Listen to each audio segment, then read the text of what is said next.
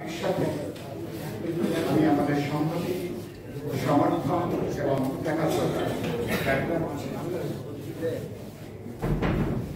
আমি দেখছিলাম কদিন আগে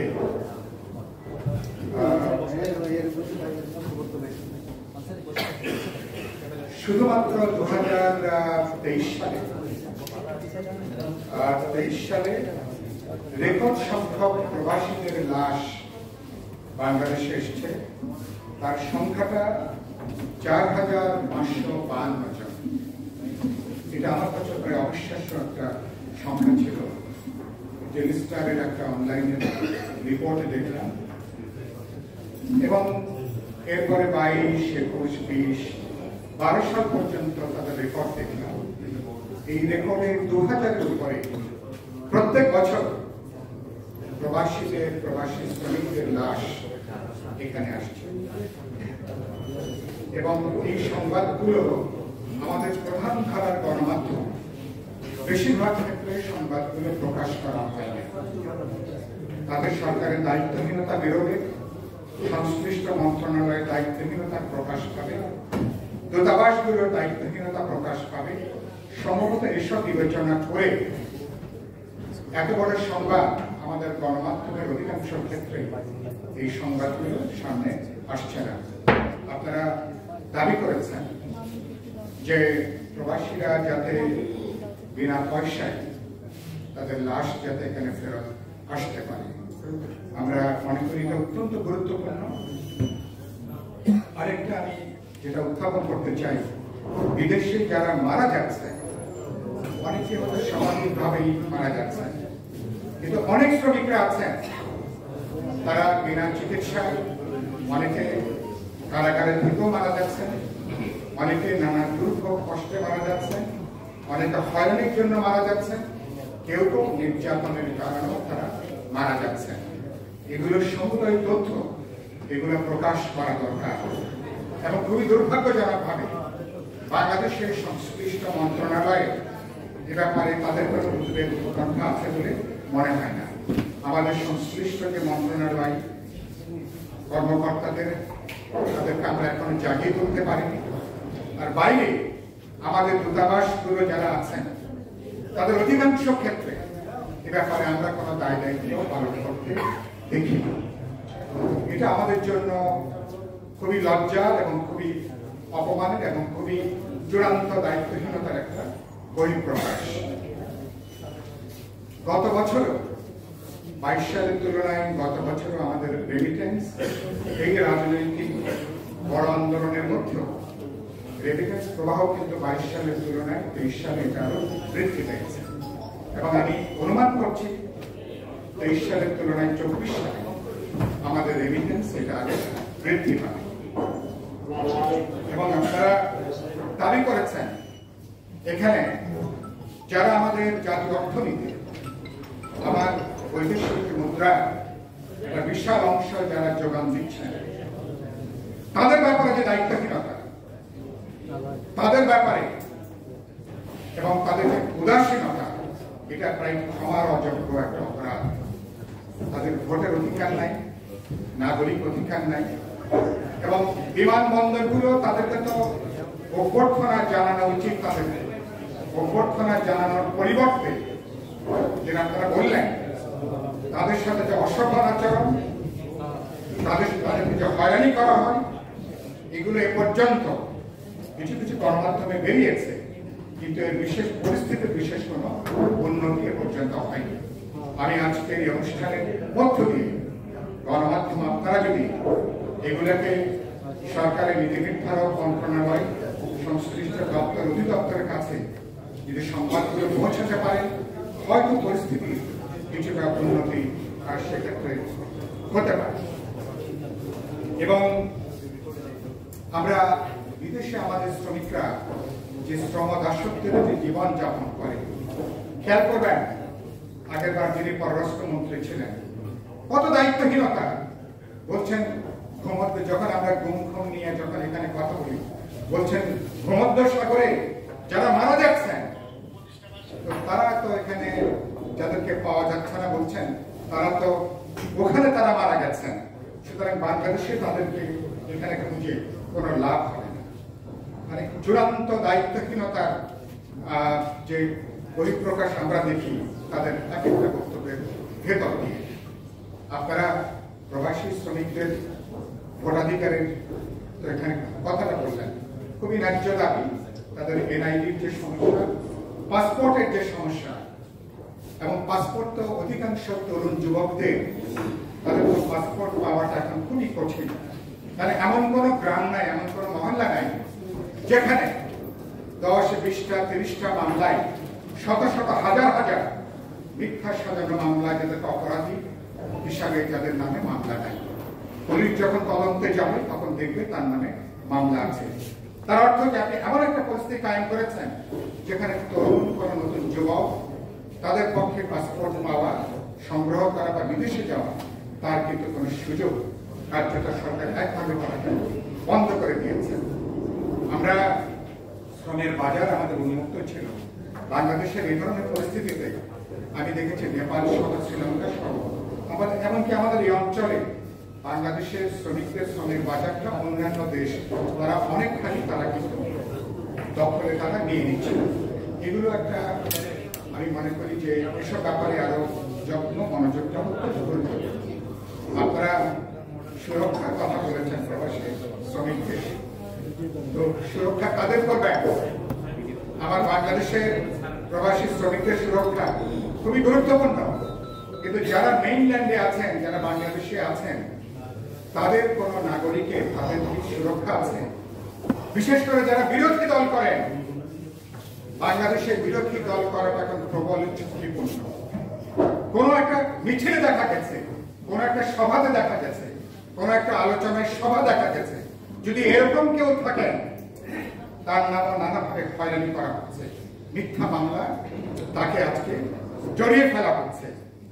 ফলে বাংলাদেশে বিরোধী দল করাটা এখন জীবন জীবিকা জন্য যেমন ঝুঁকিপূর্ণ, ব্যক্তি মানুষের জন্য, তার পরিবারের জন্য অনেক বেশি ঝুঁকিপূর্ণ জায়গায় দাঁড়িয়েছে। কোথায় নিরাপত্তা? আমরা আজকে দুপুরবেলা দেখলাম পঞ্চগড়ের তেঁতুলিয়া সীমান্তে, সেখানে দুজন আমার বাংলাদেশি নাগরিককে বিএসএফ গতকালকে তারা হত্যা করেছে। ইতিমধ্যে পতাকা বৈঠক হয়েছে, বিএসএফ গতানুগতিকভাবে তারা কি একটা ব্যাখ্যা দিয়েছেন, লাশগুলো এখনো পর্যন্ত পাওয়া যায়। ধারাবাহিকভাবে চলছে। গত মার্চ মাসের 9 তারিখে বিএসএফ এর প্রধান ঢাকাতে এসেছিলেন।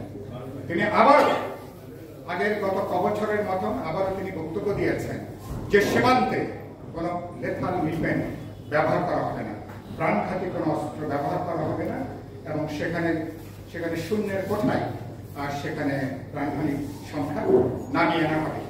বিএসএফ প্রধান তিনি ঢাকা থেকে দিল্লি যাওয়ার পরপরই এরপর থেকে সীমান্তে বাংলাদেশিদের হত্যা আগেকার সময় তুলনায় অনেক বেশি বৃদ্ধি পেয়েছে।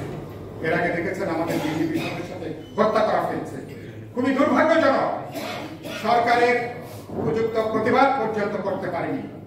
আমার বিজেপি এটা যে উপযুক্ত জবাব, উপযুক্ত প্রতিবাদ সেটা পর্যন্ত করতে পারেনি। সীমান্তের লক্ষ লক্ষ মানুষ গভীর একটা নিরাপত্তাহীনতায় তাদের দিন যাচ্ছে, উদ্বেগ উৎকণ্ঠার মধ্যে তাদের জীবন যাচ্ছে। সরকার এতখানি অনুগত, এতখানি দাসানো, বাংলাদেশের নাগরিকের হত্যাকাণ্ডে একটা যৌক্তিক প্রতিবাদ নিন্দা জানানো, এমনকি ভারতীয় হাই কমিশনারকে পররাষ্ট্র মন্ত্রণালয়ে ডেকে তার কাছ থেকে জবাবদিহিতা চাওয়া, এইটুকু পর্যন্ত করার কোন ক্ষমতা এইটুকু মাদারজন সরকার দেখাতে পারছে না। এই হলো ওনাদের দেশপ্রেমের নমুনা, এই হলো ওনাদের জাতীয়তাবাদের এই হচ্ছে নমুনা। এটা খুবই দুর্ভাগ্যজনক। বাস্তবে তারা কেন পারছে না? সরকারের দলের সাধারণ সম্পাদক বলেই দিয়েছেন যে দিল্লির সমর্থনের কারণের জন্য 7ই জানুয়ারি তারা নির্বাচন করতে পেরেছেন এবং পশ্চিমা বিশ্বের চাপ মোকাবেলা করে আরেকবার নির্বাচন করে ক্ষমতায় তারা আসতে পেরেছেন। দিল্লি না থাকলে তাদের পক্ষে 7 তারিখে করা সম্ভব হতো না, আরেকবার সরকার গঠন করা সম্ভব হতো না। তার অর্থটা কি? তার অর্থ যে দেশের নাগরিকরা নয়, ভোটাররা নয়, বাস্তবে দিল্লির হিন্দুত্ববাদী নরেন্দ্র মোদীর সরকার এবং তার সাথে বর্তমান সরকারি দলে তাদের যে অশুভ আঘাত, সেই আঘাতের কারণে বাংলাদেশের মানুষের ভোট অধিকারের বিরুদ্ধে দাঁড়িয়ে, গণতান্ত্রিক অধিকারের বিরুদ্ধে দাঁড়িয়ে বাস্তবে তারা কেবলমাত্র আওয়ামী লীগের বাজি ধরতে যে পুরো দেশ এবং জনগণকে আজকে তারা বিপদের মধ্যে আজকে তারা ঠেলে দিয়েছে। ফলে বাংলাদেশ কার্যত এক ধরনের দখলদারিত্বের মধ্যে বাংলাদেশের এখন অবস্থান। সেখানে আজকে আপনারা খেয়াল করেছেন উপজেলা পর্যায়ের নির্বাচন আজকে আবার শুরু হয়েছে। সর্বশেষ তথ্য, নির্বাচন কমিশন হয়তো দেখাবে 25-30% একটা ভোট পড়েছে, কিন্তু যারা এই হলে আছেন সকাল থেকে যারা আপনারা টেলিভিশনের পর্দায় ছিলেন, খবরের কাগজ দেখেছেন, অনলাইনে জীবন্ত যে সমস্ত রিপোর্ট আপনারা দেখেছেন, অধিকাংশ ভোট কেন্দ্রগুলো বিরান খুনি, কোথাও কোনো ভোটাররা নাই, 1 জন 2 জন 3 জন 5 জন 10 জন, এবং এই হচ্ছে সেখানে ভোটের অবস্থা। বিরোধী দলগুলো তারা ডাক দিয়েছিল যে 7 জানুয়ারি যেভাবে প্রত্যাখ্যান বর্জন করেছে এই উপজেলা নির্বাচন, যেটা বাস্তবে আওয়ামী লীগের নতুন ধরনের দখলদারিত্ব কায়েম করবার জন্য উপজেলা পরিষদের এই নির্বাচন সকল বিরোধী দল বর্জন করেছে, প্রত্যাখ্যান করেছে। এবং প্রত্যাখ্যান কেন করেছে? এখানে মানুষের কোনো ভোটের অধিকার নেই, নিরাপত্তা নাই, এবং সে কারণের জন্য আমি ইতিমধ্যে বলেছি এই উপজেলা নির্বাচন অপ্রয়োজনীয় এবং অর্থহীন, রাষ্ট্রীয় অর্থ এবং সময়ের অপচয়। আজকের অভিজ্ঞতার পরে উচিত হবে আগামী পর্বের উপজেলা নির্বাচনগুলোকে বন্ধ করে দেওয়া, আগামী পর্বের উপজেলা নির্বাচনগুলোকে পুরোপুরি স্থগিত করে দেওয়া। কারণ নির্বাচনের নামে তামাশা, নির্বাচনের নামে জালিয়াতি, নির্বাচনের নামে প্রহসন, এটা কোনোভাবে বাংলাদেশের মানুষ এটাকে বরদাস্ত করতে পারে না। আমি কথা শেষ করব যেটা বলে যে আজকে যে পরিস্থিতিটা চলছে, ফলে উপজেলা নির্বাচনের মধ্য দিয়ে বাস্তবে চর দখলের মতন করে আগামী 4-5 বছর সরকারি দলের কোন নেতা কাদের দখলে থাকবে, কাদের দখলদারিতে থাকবে, তার একটা বন্দোবস্তের আয়োজনের নাম করা হচ্ছে এই উপজেলা নির্বাচন। আর আপনারা দেখেছেন জামানতের টাকা ছিল 10,000 টাকা চেয়ারম্যানের জন্য, সেটা কোনো আলাপ আলোচনা ছাড়াই সেটাকে 1 লক্ষ টাকায় সেটাকে উন্নীত করা। দেখছেন না এটা? তার মানে কি পুরো মাফিয়া, দুর্বৃত্ত, কালো টাকার মালিকরা ছাড়া কোন রাজনৈতিক কোন মানুষ, জনবান্ধব কোন মানুষ, সৎ নিবেদিত প্রাণ কোন মানুষের পক্ষে ব্যতিক্রম ছাড়া এই চেয়ারম্যান এবং ভাইস চেয়ারম্যান পদে নির্বাচন করা অথবা প্রতিদ্বন্দ্বিতা করবার কোন সুযোগ নাই। ফলে সরকার বাংলাদেশ থেকে শুধু নির্বাচন পদ্ধতিকে তারা বিদায় করে দিয়েছে। নিয়মতান্ত্রিক ভাবে সরকার পরিবর্তনের ন্যূনতম যে গণতান্ত্রিক সুযোগ সেটাকে আজকে তারা বিদায় করে দিয়েছে, এবং অবশিষ্ট বাংলাদেশে যেটুকু গণতান্ত্রিক কাঠামো অবশিষ্ট ছিল 7 জানুয়ারির পরে সেটাকে বিদায় দিয়ে একটা কর্তৃত্ববাদী একটা দুঃশাসন বাস্তবে বাংলাদেশের মুখের উপরে চেপে আছে। যেটা বলে শেষ করব, প্রধানমন্ত্রী বলছেন যে তিনি সরে গেলে, আওয়ামী লীগ সরে গেলে এরপরে কারা ক্ষমতা গঠন করবে, কারা সরকার গঠন করবে। এই একই কণ্ঠ আপনি শুনবেন পৃথিবীর সকল স্বৈর শাসকদের কণ্ঠে, একই ভাষা। আমরা আইয়ুব খানের কণ্ঠে একই কথা শুনেছি, জেনারেল এরশাদের কণ্ঠে একই কথা শুনেছি। পৃথিবীর সকল কর্তৃত্ববাদী শাসকরা একইভাবে তারা কথা বলে যে তাদের কোনো বিকল্প নাই। আমরা পরিষ্কার করে বলতে চাই, বাংলাদেশের কি বিকল্প? বাংলাদেশের মানুষ সেটা নির্ধারণ করবে। এখানকার গণতান্ত্রিক আন্দোলন, এখানকার গণতান্ত্রিক সংগ্রাম নির্ধারণ করবে। এবং আপনি 7 তারিখে এই নির্বাচন করে, যে নির্বাচনের রাজনৈতিক বৈধতা নাই, নৈতিক কোনো বৈধতা নাই, এই নির্বাচন করে 14-18 সালের মতন আবার অনিশ্চিত সময়ের জন্য ক্ষমতা ধরে রাখবার কোনো সুযোগ বাংলাদেশে আর নাই। সুতরাং সে কারণের জন্য বাংলাদেশের মানুষ ঠিক করবে একটা অবাধ, নিরপেক্ষ, বিশ্বাসযোগ্য নির্বাচনের মধ্য দিয়ে যারা মানুষ ভোট দেবে, বিজয়ী করবে, ভবিষ্যতে তারাই সরকার গঠন করবে। সুতরাং সরকার 15 বছরে যদি এত বাহাদুরি করেন উন্নয়নের জন্য, কেন একটা অবাধ, নিরপেক্ষ, বিশ্বাসযোগ্য নির্বাচনের রাজনৈতিক ঝুঁকি আপনারা গ্রহণ করতে পারছেন না? সুতরাং আমি আশা করি আপনারা সে পথে হাঁটবেন। না হলে যেটা একটু আগে রাশেদ যে বক্তৃতা করলেন, বাংলাদেশের মানুষের পুঞ্জীভূত ক্ষোভ, যে কোনো সময় পুঞ্জীভূত ক্ষোভ বিস্ফোরণ হতে পারে, রাজপথে আবার মানুষ বেরিয়ে আসতে পারে। এই মানুষের পুঞ্জীভূত ক্ষোভ আবার গণ আন্দোলন, গণজাগরণ এটা পর্যবেসিত হবে। মানুষ স্বেচ্ছাচারিতার কাছে এদেশের মানুষ কখনো আত্মসমর্পণ করেনি। মানে বিজয়ী হবে, বাংলাদেশকে আমরা রক্ষা করব। আমি প্রবাসী কল্যাণ পরিষদে, প্রবাসী অধিকার পরিষদে আজকে যারা আয়োজন করেছেন